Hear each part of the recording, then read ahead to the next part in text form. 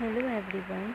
इस वीडियो में हम देखेंगे कि जो केमिस्ट्री का क्वेश्चंस है वो एनसीईआरटी में किस पेज से पूछा गया है। सो ये क्वेश्चन है ऑर्गेनिक केमिस्ट्री का बायोमोलिक्यूल से। The reagent with which glucose does not react to give corresponding products. तो ग्लूकोज कौन से रिएजेंट के साथ रिएक्ट नहीं करता। तो ये सब ऑप्शंस है। तो इसका आंसर है बायोमोलिक्यूल्स के। ये ओल्ड एनसीईआरटी है। तो इसका पेज नंबर 415। तो यहाँ पे साइक्लिक स्ट्रक्चर ऑफ ग्लूकोज दिया है। उसमें दिया है कि जो ये ओपन स्ट्रक्चर ग्लूकोज का स्ट्रक्चर है, ठीक है, despite having aldehyde group glucose does not give. किसके साथ रिएक्ट नहीं करते, स्किफ टेस्ट नहीं देते हैं, मतलब स्किफ बेस जो है स्किफ रिएजेंट उसके साथ रिएक्ट नहीं करता।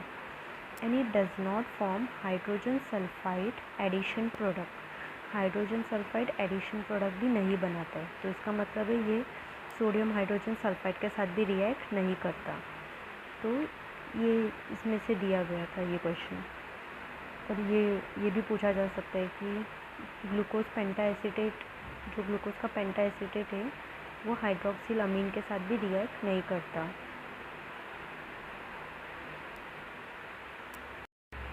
फिर ये जो नेक्स्ट क्वेश्चन है तो ये स्टेटमेंट बेस है।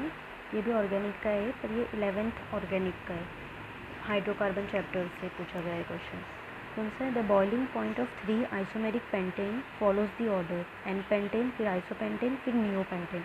तो इसका जो सेकेंड स्टेटमेंट है वो उसका मतलब एक्सप्लेन कर रहा है। ब्रांचिंग इंक्रीज होएगा तो molecule shape of sphere attend करता है। जो मॉलिक्यूल है स्पीयर का शेप लेने लग जाता है, जिसके वजह से सरफेस एरिया कम हो जाता है और इंटरमॉलिक्यूलर फोर्सेस भी कम हो जाता है, वीक हो जाता है, जिसके वजह से बॉइलिंग पॉइंट कम हो जाता है। तो ये जो दो स्टेटमेंट है ये पूरा एनसीईआरटी का लिया गया है।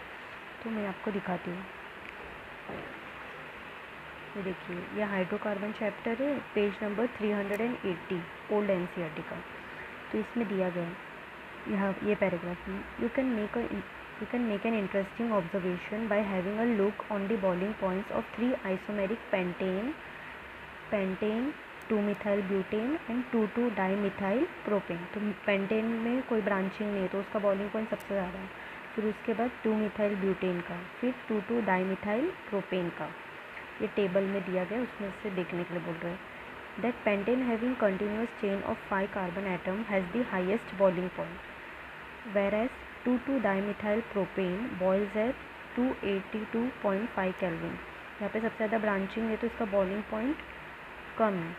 With increasing number of branch chain, the molecule attain shape of sphere। यही दिया गया था उसमें, shape of sphere। This result in smaller area of contact। Surface area कम हो जाता है and therefore weak intermolecular forces, weak van der Waals forces between spherical molecules which are overcome at relatively lower temperature।